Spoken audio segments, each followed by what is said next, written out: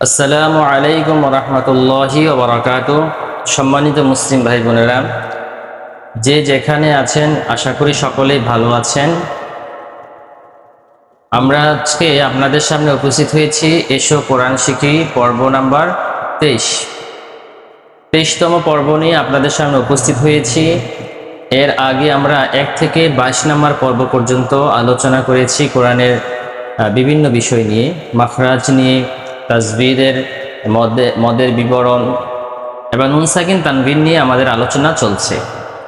তো নুন সাকিন তানবিনের মধ্যে যে আলোচনা চলছে, নুন সাকিন এবং তানবিন 4 প্রকারে করা যায়: ইদগাম, ইজহার, ইকলাব, ইকফা। তো গত পর্ব পর্যন্ত আমাদের 3টি প্রকার আলোচনা শেষ হয়ে গেছে: ইদগাম, ইজহার, ইকলাব। আজকে আমরা আলোচনা করব ইকফা নিয়ে। 23তম পর্বে আমরা আলোচনা করব ইকফা নিয়ে। ইকফা কাকে বলে, ইকফার হরফ কয়টি এবং ইকফা হলে কিভাবে পড়তে হবে। তাজবিদগুলি আপনাদের অবশ্যই জানতে হবে, বিশেষ করে নুন সাকিন তানবিনের প্রকার। কোরআন সহি শুদ্ধ করার ক্ষেত্রে এটা অত্যন্ত একটা গুরুত্বপূর্ণ বিষয়। প্রথমে আমরা জানব ইকফা অর্থ কি। ইকফা ইকফা অর্থ হচ্ছে গোপন করা অথবা লুকান। ইকফা অর্থ কি? গোপন করে পড়া, গোপন করে পড়া অথবা লুকিয়ে পড়া, গোপন করে পড়া। অর্থটা জানলাম যে গোপন করা, তাহলে গোপনটা কিভাবে হবে এটা আমরা উদাহরণ যখন দিব তখন আমরা বুঝতে পারব। আচ্ছা, এখন আমরা শিখবো ইকফার হরফগুলি। প্রথম শিখলাম ইকফা অর্থটা, এখন আমরা শিখবো হরফ। ইকফার হরফ হচ্ছে মূলত 15টি, সবচেয়ে বেশি হলো ইকফার হরফ। ইকফার হরফ হচ্ছে 15টি।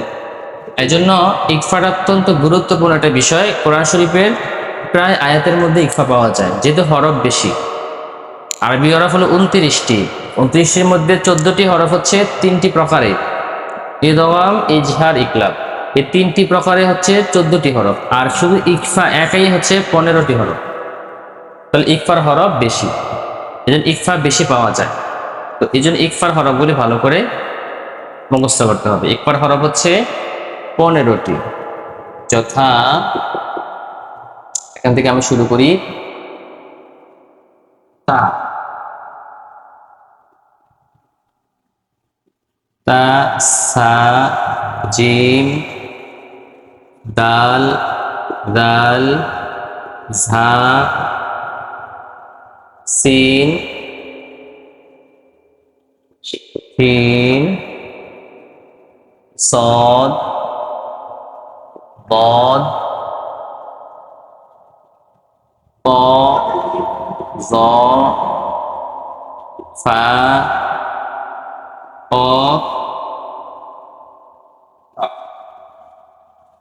দেখেন, ইকফার হরফগুলি আগে শিখতে হবে: তা, সা, জিম, দাল, দাল, ঝা, সিন, শিন, সদ, দদ, ত, জ, ফা, কফ, কাফ। তাহলে ইকফার হরফ যেহেতু বেশি, এই জন্য এই হরফগুলি বারবার করতে হবে। ইকফার হরফগুলি আগে ভালো করে মুখস্থ করতে হবে। মুখস্থ করার পরে তারপরে আমরা সংজ্ঞাটা শিখব, ইকফা কাকে বলে। যেহেতু ইকফার হরফ বেশি, কোরআন পড়তে গেলে ইকফাটা পাওয়া যায় বেশি। প্রত্যেকটা আয়াতে আয়াতে, বেশিরভাগ আয়াতের মধ্যেই ইকফা আছে। তো ইকফা একটা গুরুত্বপূর্ণ ভূমিকা রাখে কোরআন সহি শুদ্ধ করার ক্ষেত্রে। ইকফার হরফগুলি আমরা আগে ভালো করে মুখস্থ করব। আবারও বলছি: তা, সা, জিম, দাল, দাল, ঝা, সিন, শিন, সদ, দদ, ত, জ, ফা, কফ, কাফ। আচ্ছা, এখন আমরা শিখব ইকফা কাকে বলে। অন্যান্য সংজ্ঞার মতো এটাও নুন সাকিন এবং তানবিনের পরে। তাহলে আমরা প্রথমে লিখব নুন সাকিন এবং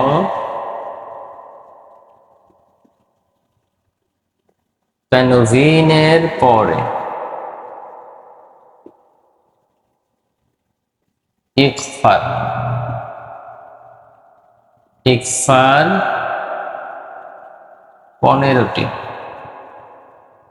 ইকফার 15টি হরফ থেকে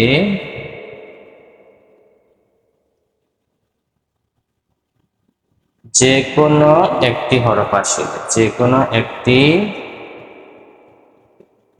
হরফ আসলে কি করতে হবে? অর্ধনাকের গুণনা করতে হবে।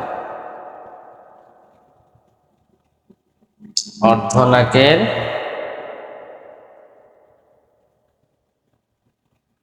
গুণনা করিয়া পড়িতে হয়। আচ্ছা দেখেন কি লিখলাম, নুন সাকিন এবং তানবিনের পরে যদি ইকফার 15টি হরফ থেকে যে কোনো একটি হরফ আসে, অর্ধনাকের গুণনা করে পড়তে। তাহলে অর্ধনাকের গুণনাটা কেমন হবে, এখন এটা আমরা উদাহরণ দিলেই আমরা বুঝতে পারব। তাহলে প্রথমে অর্থ জানবো, তারপর আমরা হরফগুলি শিখবো। যেহেতু ইকফার হরফ বেশি, হরফগুলি বারবার পড়তে হবে। তারপরে আমরা সংজ্ঞাটা শিখে নিব। নুন সাকিন এবং তানবিনের পরে ইকফার 15টি হরফ থেকে যে কোনো একটি হরফ আসিলে অর্ধনাকে গুণনা করিয়া পড়িতে হয়, ইয়াকে ইকফা বলে।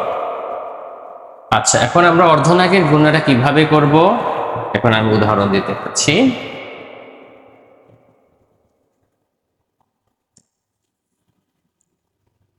যেমন আমি একটা শব্দ লিখলাম আংতা, ছোট্ট একটা শব্দ লিখলাম, হামজা নুন জবর আন, তা জবর তা, লেখাটা হচ্ছে কি আংতা। বাংলায় লিখে দিই বোঝার জন্য। কি লিখলাম? সরেয়া ন তয় কাটা কিলো আন্তা, লেখাটা কিন্তু আন্তা। এখন যেহেতু নুন সেকেন্ড পাইলাম, নুন সেকেন্ডের পরে তা আসছে, তাহলে তা কিসের হরফ? ইকফার হরফ। তাহলে এটা হবে আন্তা না হয়ে এটা হবে আংতা, অনস্কার হবে। মূলত নুনের উচ্চারণ হয় ন দিয়ে, বাংলাতে ন, আরবিতে হচ্ছে নুন, কিন্তু এই নয়ের জায়গায় আমরা দিলাম কি অনস্কার। ইকফা হলে এই নুনের জায়গায় ন বাংলাতে এটা হয়ে যাবে অনস্কার। লেখাটা ছিল আনতা, হয়ে যাবে আংতা, আংতা। আনতার জায়গায় হয়ে গেল আংতা। এবং কি করতে হবে? গুণনা করতে হবে আতা। অর্ধনাকের গুণনা কেন বললাম? এবার এটা গোপন করে পড়া কিভাবে হলো? নুন দিয়ে যদি আপনি গুণনা করেন, যেমন আন্না লাম্মা, যেগুলো ওয়াজিব গুণনা, যদি আপনি গুণনাটা করেন তাহলে দেখবেন আপনি গুণনাটা করতে গেলে, যেমন আন্না নাকে ধরলে করতে পারবেন না, যেমন আন্না আন, নাক ধরলে বন্ধ হয়ে যায়। লাম্মা লাম, নাক ধরলে বন্ধ হয়ে যায়। কিন্তু যদি আপনি ইকফা গুণনা করেন, নাক ধরেও গুণনা করতে পারবেন, যেমন আতা, যেমন আতা আ, এই যে নাক ধরলাম আ, তাও কিন্তু গুণনাটা আপনার আওয়াজটা চালু রয়ে গেছে। এই জন্য ইকফাটা হচ্ছে নাকের ভিতর থেকে লুকানো বা গোপন করে পড়া। ইকফাটা কিন্তু নাকের বাসি থেকে হলেও এটা একেবারে নাকের ভেতর থেকে আসে, যার কারণে আপনি নাক ধরেও পড়তে পারেন। অন্যান্য গুন্না আন্না লাম্মা, এই ওয়াজিব গুন্না যেগুলি, এগুলো আপনি নাক ধরলে পড়তে পারবেন না। তো এটাই হচ্ছে ইকফাটা হচ্ছে গোপন করে পড়া। তাহলে এখানে আমরা কি করব? লেখাটা আনটা ছিল, আমরা আতা, এই যে অনস্কার করে ফেললাম, বাংলাতে লিখলাম বোঝানোর জন্য। লেখাটা ছিল মূলত আনটা, এটা এইভাবে, কিন্তু আমরা পড়ছি আতা এইভাবে। তারপরে আরেকটা লিখি, যেমন কাকুন পেশকুন তামিন পেশতুম, এলাকাটা কি হলো? কুন্তুম। বাংলাও লিখে দিচ্ছি বোঝার জন্য। এলাকাটা কি লিখলাম? কুন্তুম। বাংলাতে লিখলে কি হবে? কুন্তুম। কিন্তু এখন যেহেতু নুন সাকিনের পরে তা আসছে, এটা ইকফা হবে, তাহলে এটা হয়ে যাবে কুন্তুম। এই যে কুম অনস্কার হয়ে যাবে।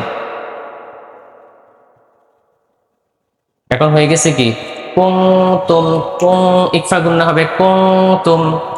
লেখাটা কুনতুম, কাকনুন পেশ কুন, এই যে ন দিয়ে কুনতুম, কিন্তু এখন আমরা পড়বো কিভাবে, কুনতুম অনস্কার করে কো হবে কুনতুম।